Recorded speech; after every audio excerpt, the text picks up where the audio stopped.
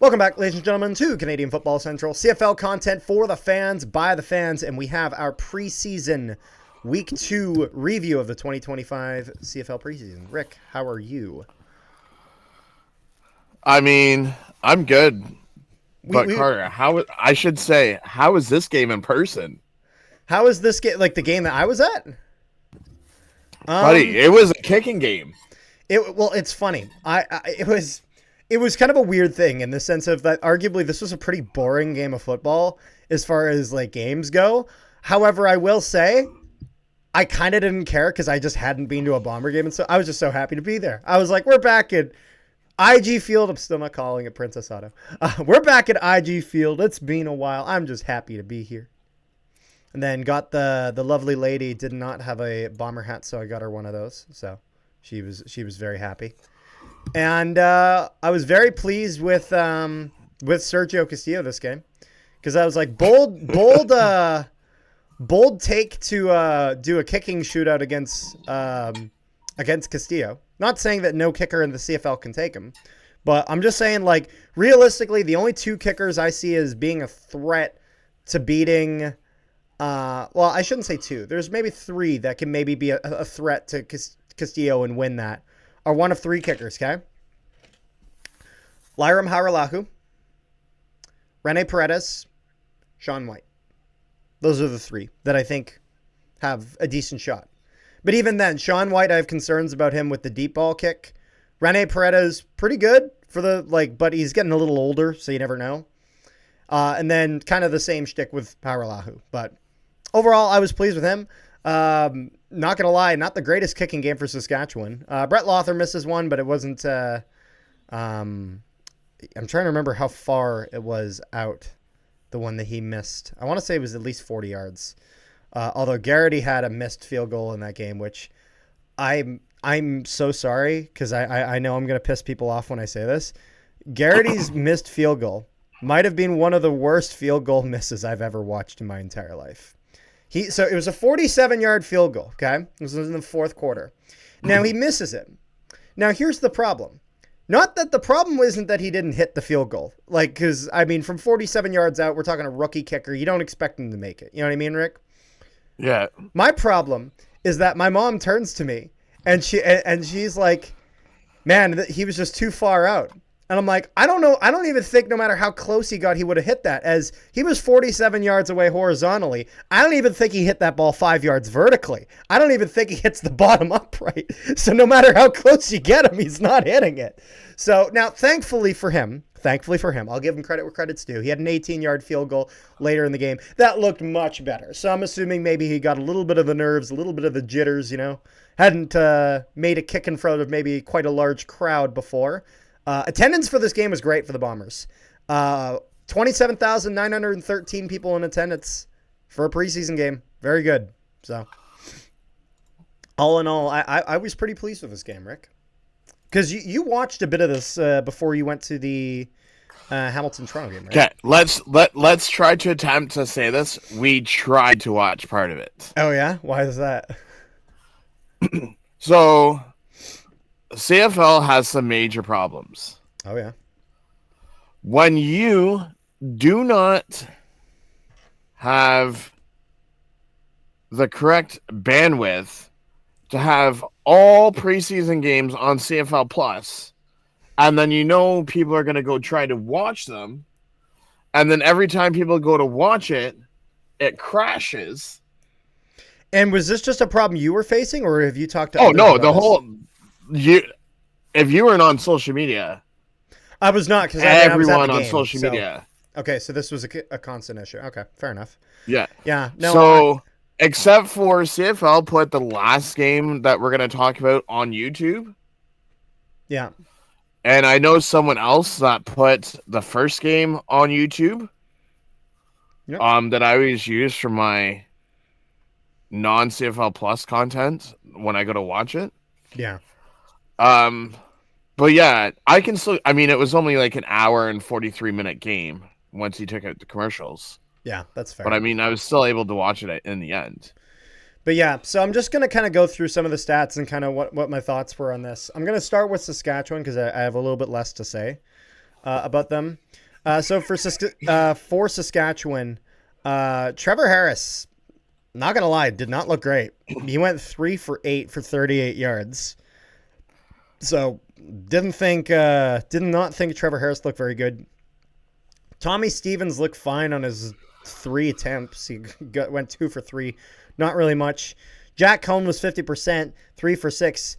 Jake Mayer went 8 for 13, but he also threw the only interception for Saskatchewan. So I'm not gonna lie, not a great game for them at the quarterback position. I'm not gonna lie, I'm not impressed by any of them.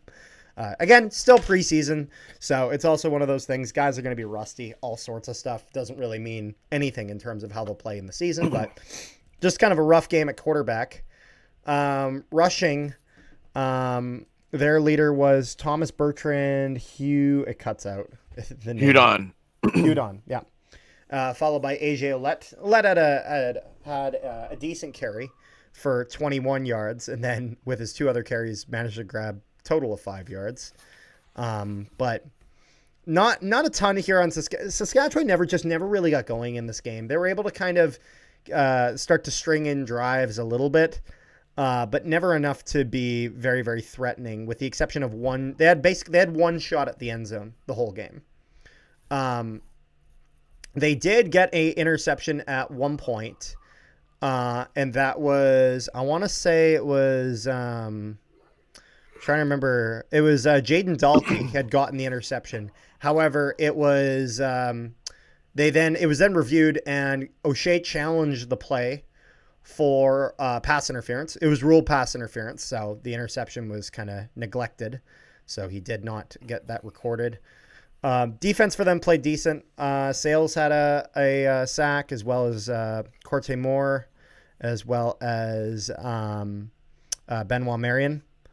So overall, defensively, Saskatchewan wasn't too bad. They were able to make the Bombers put up a big fat donut in the third quarter. Defensively, not a huge problem for Saskatchewan.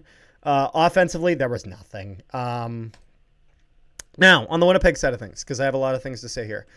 Firstly, Zach Collaros looked good. 10 for 13, 93 yards. Nothing to complain about. Just kind of played a decent first quarter. Terry Wilson, he was fine. I thought he was okay. He would throw for 72. Chris Streveler, he went 6 for 10. This was kind of interesting because it wasn't obviously not exactly the percentage you're looking for a passing percentage, but at least some of the passes he did make, he was able to make some more difficult passes than I remember. I think Streveler has improved his arm, which is good because that's kind of been a bit of an issue for him in the past. Not saying that it's perfect, but I think there's been some improvement. Very impressed with Chase Artipos. Just gets just a little bit of time in that fourth quarter, and he looked fantastic. He was connecting really, really well also with Quinton Cooley. Quinton Cooley, kind of that number 4 running back on the Bombers, because you got Oliveira, then Peyton Logan, then Matthew Peterson, and then Quinton Cooley. I think Quinton Cooley will move above Matthew Peterson to become the third string. I think he kind of earned that spot. Quinton Cooley, I thought, played very, very well, both in the rushing, but then also in the passing. He got a couple passes near the end of the game in that fourth quarter to kind of push the Bombers down. Wasn't able to get a touchdown. Got him a field goal, though. So very impressed with Quinton Cooley. Very good game as well, I thought, for Myron Mitchell. Myron Mitchell looked very well with the Bombers in the preseason last year. Just kind of didn't have a spot. There wasn't really anything available. And so he was not able to get a roster spot last year. That might be the situation this year, although I'm not sure. Even then, I think Myron Mitchell moves up in the depth chart. So even though last year he was maybe a number 7, number 8 receiver for Winnipeg, I could see him maybe being a 5 or 6 this year. I think he might get some time, even if it is minimal. So improvement for him. Reggie White Jr. looked okay. Wheatfall looked okay. Just kind of curious to see how this goes, because again, obviously Dembski and Schoen, neither of them in the lineup, so was missing. For the defense, the defensive line looked decent. I thought Devin Adams specifically looked pretty good. He had He had a tackle for loss, which was a very nice play by him. He had 5, by the way. He had 5. Are you sure? Because it says he has 3 defensive tackles. Well, So, according to CFL.ca, if you well, look, maybe it's 5 yards. Maybe he lost 5 yards. no, that's 5 defensive tackles apparently, or Really? tackles for loss. I have no idea. I feel like that might be an error then, because it says he has 3 defensive tackles and 5 tackles for loss. You can't have 5 tackles for loss if you have 3 defensive tackles. So maybe it was just 1 and it was 5 yards, because he did have one really good one that I can think of where he hit the guy back about 5 yards. So I think that might be what it is. But anyways, I thought Devin Adams looked good. Not gonna lie, there's one part of this game I was not impressed with. Offensive line looked rough. Yeah, 3 sacks without, and Eric Lofton wasn't even playing. But it wasn't just that. It wasn't just his part. It's just Stanley Bryant looked good. Colin Kevsky looked okay. Neufeld looked okay. Eli looked a little shaky. And then Randolph just couldn't really get much ago. I don't know. I expect a little better. So hopefully that improves for Winnipeg. Talk about rough. I don't know if you've heard the news. Yeah. So Philip Gagne has a torn tricep, so he's out for the season. Offensive line for Saskatchewan. Sean McEwen has a torn ACL, offensive line for Saskatchewan. Yes. That Tavion Campbell that they brought from the NFL, he's injured. And then they just announced some guy, one of their players is on a walking boot. So the injury bug continues every year for Saskatchewan. Yeah. The other thing that I wanted to bring up, I wasn't there in person, but I've seen a lot of people who were saying that Dre McRae, the returner, could be pushing Mario Alford out as a job for the returner for Saskatchewan. He did do decent. I don't know if I go that far, because Mario Alford was very, very good in prior years. So I think they might be a little hesitant for that. But it also might be one of those things. You have to remember, on all these plays, you're going to have 2 guys out there. So it might be one of those things where McRae and Alford are the 2 guys that you have out there on kickoff. At least for kickoff, I'm saying. So, good performance by him, though. Fair enough. But yeah, no, I think altogether, and then Brett Lothar, 2 for 3. Brian Garrity, 1 for 2. Not the greatest kicking game for Saskatchewan, definitely. But at the end of the game, at the end of the day, it's just preseason, so not a whole lot there. I think that's about it. Is there anything else you got on this game? Because I think that's pretty much what. Not on this game. Okay. So that would be, we had 2 games that started at 3 o'clock. So we had the Saskatchewan-Winnipeg game. And then the second one we had was the Ottawa-Montreal game. Now, I expected Ottawa to put up a decent performance, and I expected Montreal to look better. Montreal did not look better. And they had their starters. Yes. And then, you know what the funny thing is? So if we look on the Ottawa side of things, Matthew Schultz ahead of Drew Brown for passing yards, where he went 8 for 11 for 72, and then Drew Brown went 8 for 14 for 65. So not a great game for Drew Brown. Dustin Crum did fine while he was in. Tyree Adams only had 2 attempts, so it's not really a sample size. Dustin Crum does throw the 1 touchdown for Ottawa that they got, at least for throwing touchdowns, as Ottawa gets a really nice trio of touchdowns, with 1 offensive touchdown, one throwing touchdown, 1 rushing touchdown, and 1 special teams touchdown. So the only thing they were missing was that defensive touchdown. Everything else they pretty much got. So 1 passing, 1 rushing, and Devontae Dedman does what he does best on the, I think it was a punt return, right? Yes. Yeah, he got in the punt return for them. Rushing game was pretty much non-existent. They got 26 yards for Jalen Samuels, but he gets a touchdown, so I guess yay for him. And then Sam Schnee looked okay from what I see here. I mean, their passing game wasn't any better. But I mean, hey, they were able to do enough to get the W. Special teams helped getting the extra 7 points there, definitely. Montreal puts up 7 points, but don't let that fool you because they didn't get a touchdown as they registered a single earlier in the game and then 2 field goals closer to the end, one in the third and one in the fourth. McLeod Bethel So Thompson with an abysmal record of 4 out of 10, 4 for 10, but he still gets 70 yards. But he and also an throws interception. and an interception. Yes, we brag about those now. Davis Alexander, better completion percentage, but doesn't really get the yardage. But I'd say that Davis Alexander, from at least statistically, looks better, despite having one less yard. But just kind of wasn't getting kind of the yardage that you'd want out of that. Rushing wasn't a whole lot. Receiving pretty well dispersed. Just kind of a lot of the youngins were in. A lot of the youngins. Is there anything you got on this, Rick? Not that I can see. Yeah. Now, I will say, Montreal, word of advice, don't give up 17 points in one quarter. Just word of advice. Not a good idea to win football games. They gave up 17 to Ottawa in the third quarter. So, yeah, Alouettes kind of get, I'm not going to say blown out. It's not that, it's not quite too, or I guess it's over 2 scores. So maybe we can call it blown out.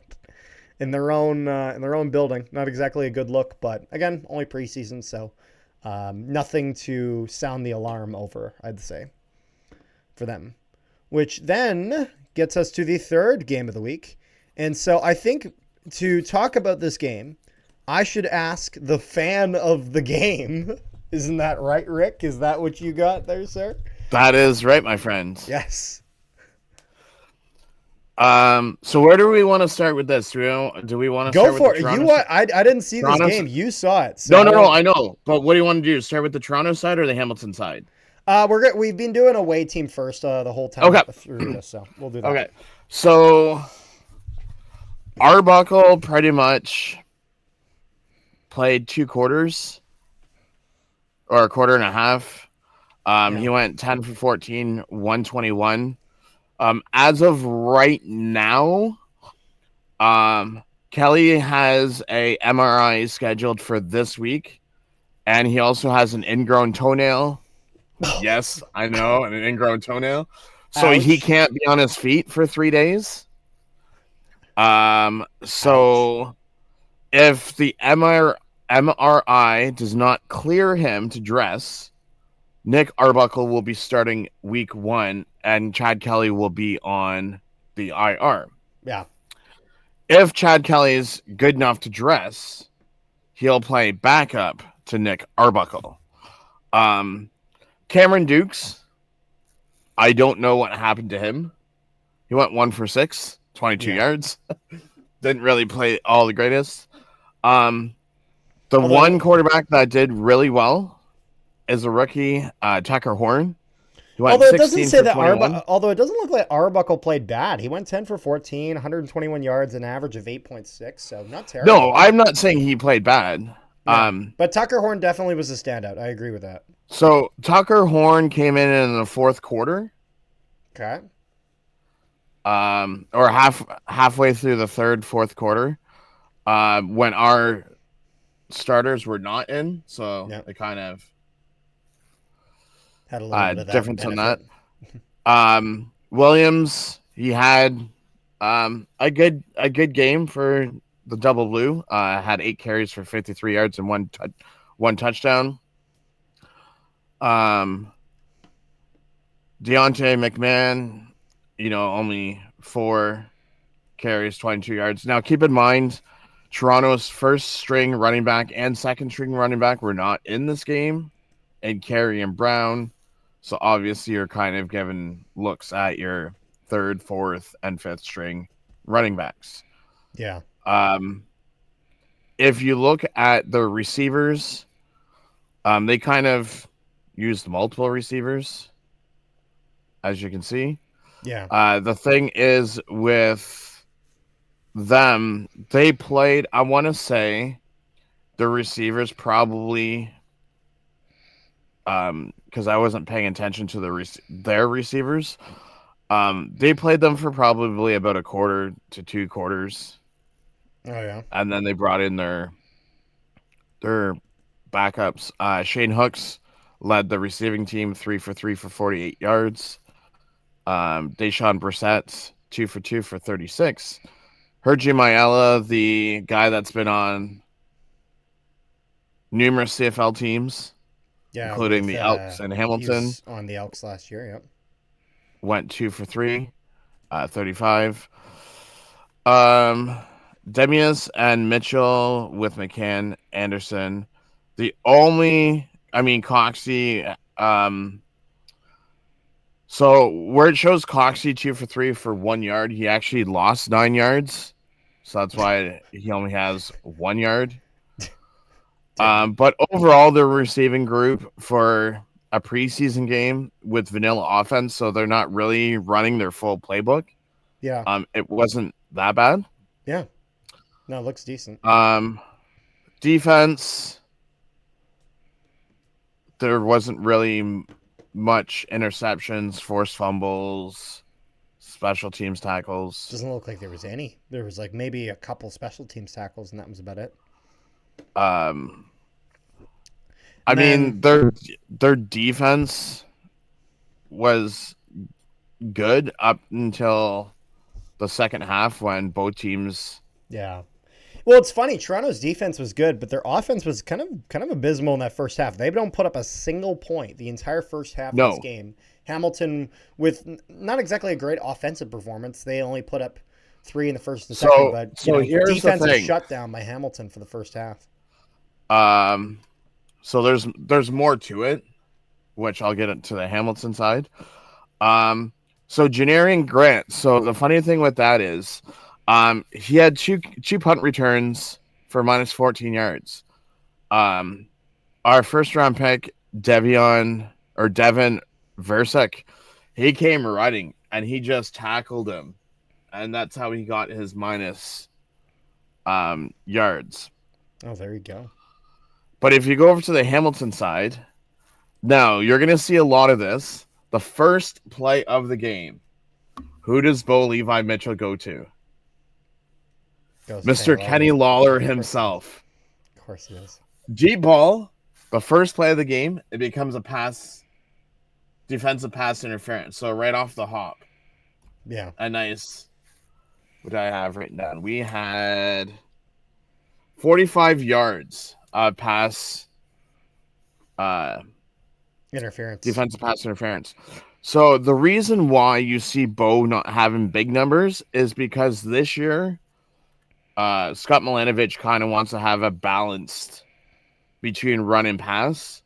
So you won't be seeing Bo be throwing the 300 games like he did last year.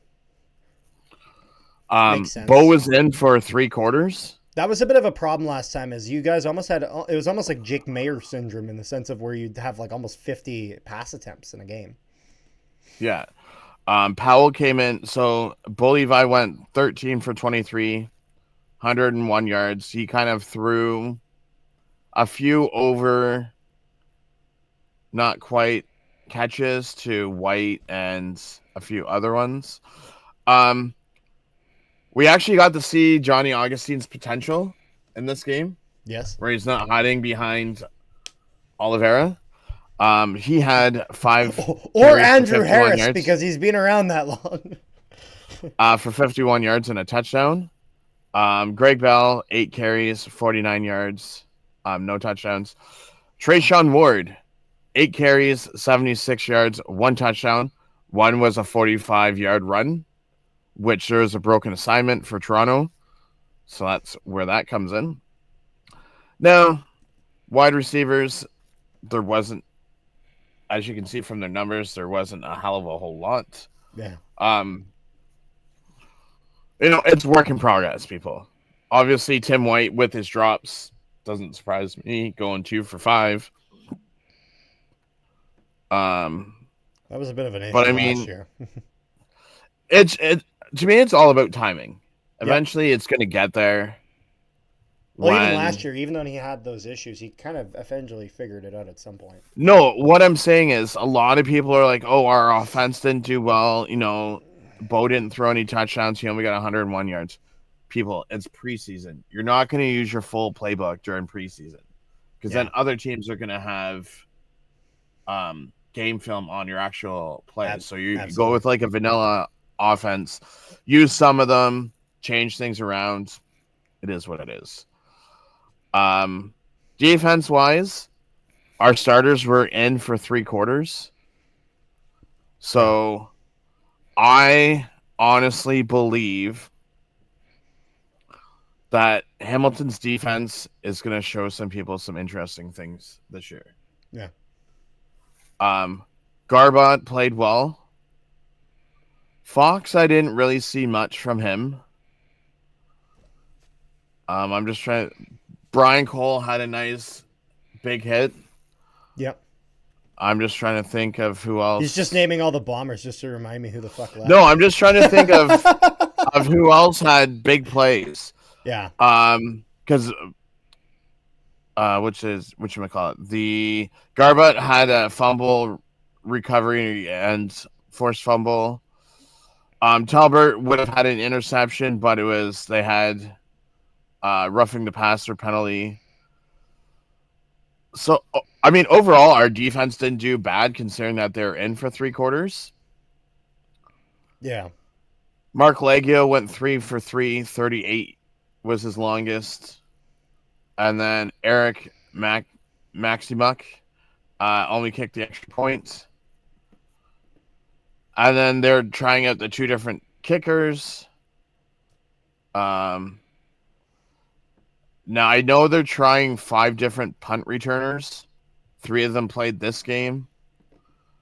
Um, Again, I'm not a special teams person, so I don't know what actual numbers are decent. But he did have 3 punt returns for 43 yards for 14.3 on average. Yeah. And then kickoffs, each kicker averaged over 56 yards. So I think that's pretty good. Yeah. Decent. And then Phillips Brooks and Lawrence Woods each had 1 kickoff return for over 15 yards each. There you go. So, thoughts on the game as a whole, Rick? Um, For Hamilton and I like Toronto. I like what we see from the Hamilton defense. Yep. It's nice to see a different defensive coordinator, not the same guy for 5-6 years. And then Chris Jones, Chris Jones can only do so much. So Well, it's and good to also see Chris that you Jones have kind of got an offer he couldn't refuse in terms of the opportunity to kind of coach alongside Bill Belichick down no, in but I mean, college for like college what I football. mean between the two of them is Chris Jones. He came in mid-season where the roster was already Yeah. set. But he did it very Whereas well in the time he was there. no, but I mean Monson, you have a whole training camp. You can pick your Yep. defense players. Yeah, he So I gets to mean, it makes a fully difference. mold it around his vision. Um, with how well the East are going to be, I'm just saying people can take it for what it is. Hamilton's going to be a dark horse this year. They're going Yeah. to be surprising a bunch of people once the offense can get on the same page. If the defense does as well as they do, again, everyone's playing rookies, so you can't really get a sample size on the defense and offense. But I'm just saying, on paper, we're going to shock some teams this year. Yeah. No, definitely. So, final score 24-16 for Hamilton. And so they'll get the win. That'll be the 6:30 game. And what time was the last game? Did it start at? Was it 8 o'clock? So last game was 9:30 my time, 8:30 your So it was an time. 8:30 Central Time start for me, at Yes. least. Calgary dismantling Edmonton 31-7. Pretty much exactly what we expected here, as Calgary. I'm not gonna say was dressing a full roster, but was close-ish, And so if we're looking here, we'll start with the Edmonton side of things. There's really not much that the Elks do here. Cole Snyder goes 5 for 9 for 76 yards. Will McKelvin goes 7 for 12 for 58 yards, and Cody Fajardo 7 for 8, but only for 57 yards. But Fajardo plays okay. Rushing wise, Dwayne McBride leads them with 5 carries, 28 yards. So not a whole lot there. Again, just a lot of guys not playing here for Edmonton. Even though, like, if I start to go through receiver names for the receiving yards, Curious Jackson, J.J. Leap, Zach Mathis, Colby Herford, So out and of Marcus Ramsey, Jackson, like, that's a ton of guys that out of their receivers that are listed, only 2 of them were on the team last year. Which two? Zach Mathis, who went 4 for 4 for 32, and Tyson Middlemost, who I think was on Calgary last year. He went 0 for 1. Where was Tuchinski? Because I recognize that name. Give me 1 second here. I feel like I've heard that name before.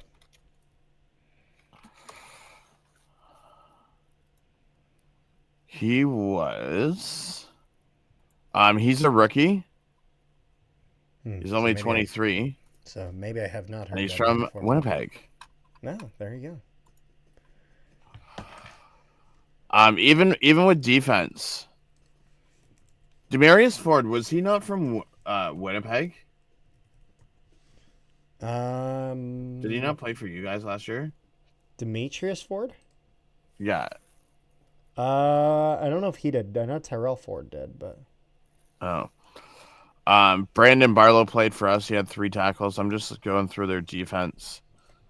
Not many defensive people. Like, this is just pure rookies.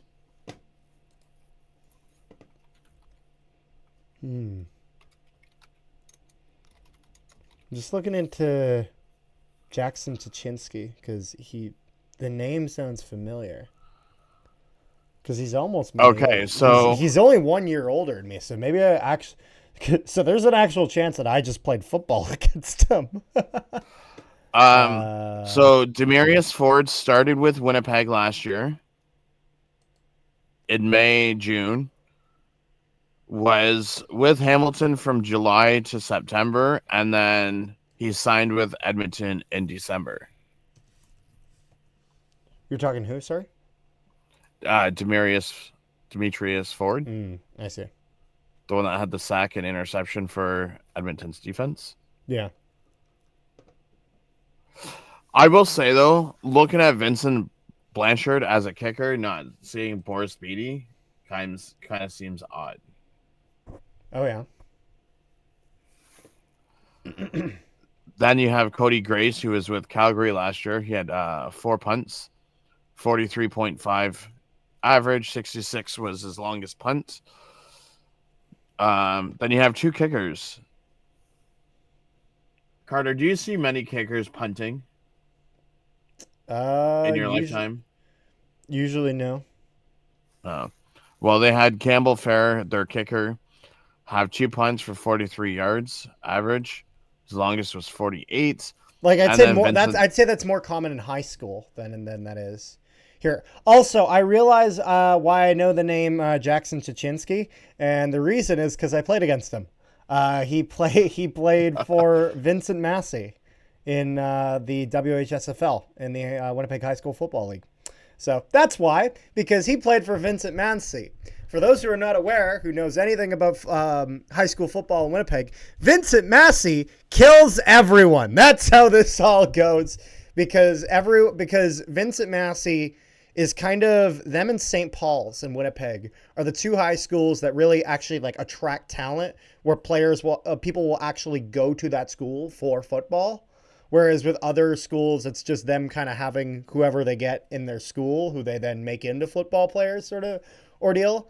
Yeah, he was the starting quarterback. I remember playing against a game against him and his team. Did not go well for our team. We lost, and it wasn't close. So I think he has a bright future ahead of him. And then he went to play for the Bisons, and he did well there. So fair enough. Sorry, I was like, I know that name. Where do I know it? And it's because he was running our team over. So this is why. Funny how that all works out. If we go over to the Calgary side, Philip Yes. Walker went 13 for 19, 138, one touchdown, two interceptions. If he didn't throw those 2 interceptions, I'd say he actually had a good night. But the fact that he threw 2 picks is not exactly a great sign, considering he only had 19 pass attempts. Sorry. Now, I just want to pull this up because this was Calgary's second preseason, so they're done for preseason. Yes.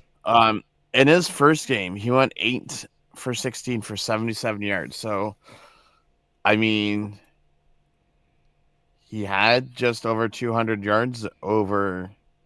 So if you average it out, it's probably about 100 and some odd yards over 2 games.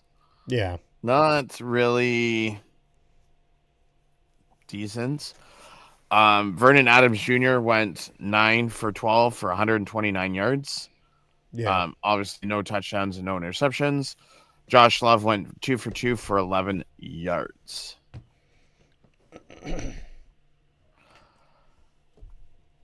Let's see, 1, 2, 3, 4, 5, 6, 7, 8. They tried to get a running game with 8 different rushers, with Jeshuan Antwi, the famous kicker, getting the bulk of it for 5 carries for 39 yards. Yeah. Trayon Evans went 2 carries for 19 yards. Vernon Adams, 2 carries for 14. Eno Benjamin had 4 carries for 10 yards. Diedrich Mills went 3 carries for 5. Logan Bonner, which is interesting because he didn't throw any passes. He just rushed. He had 3 carries for 4 yards. And then Josh Love had 1 carry for 3 yards. Yeah. And the funny thing is, if you look at the receivers, Yeah. Dominic Rhymes went 4 for 4 for 81 yards. I think Cam that's the Eccles most went, anyone got in this week of the preseason. I don't think anyone cracked 81. I think he was the only Cam one. Eccles went 3 for 3 for 51. The interesting part that I see here is Ishmael Hyman. He went 3 for 7 for 35 yards. The guy got cut today. Yeah. And he's one of their veteran receivers. Yeah, he was. I remember we did our mid-season reports last year, and I can't remember who it was that we had on. Apologies to them. Let me actually take a look at who we had on as our guest, because I remember our guest was talking about specifically how they were very impressed with Ishmael Hyman last year. If I'm looking here, yeah, this was with we had Ryan Ballantyne.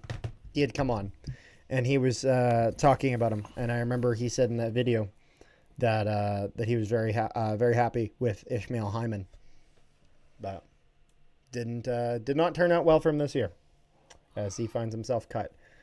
Yeah, 7 targets, 3 receptions. Like, that's kind of the stat you're looking at. That's not exactly great. And then from there, it just kind of goes downhill. Tevin Jones went 2 for 2, 31 yards. Eno Benjamin went 3 for 3 for 26. And then Dalen Baldwin went 2 for 2 for 22. And then everyone else had less than 10 yards in receiving. Yeah. Defense-wise, they had 5 sacks. I mean... Yeah, defensively Let's be that honest. was good. I mean, again, they kept the Elks to 4 points through the whole night. But I again, mean, if you're playing a defense or an offense with all rookies, obviously. You're but gonna get again, 5 this is sacks where too. exactly where you're just kind of like, I don't know how much I'd look at that in the sense of this was not a challenging matchup against the Elks. The Elks really did not put much of anything into it. And then Rene Paredes went 3 for 3 longest, did kick a 52-yarder, so credit to him. But that is that. That's our review of week 2 of the preseason. Is there anything else you got here, Rick, or are we pretty much done here? So not for this one. So this week is the final week. We will have a preview So video out for that, for those wondering.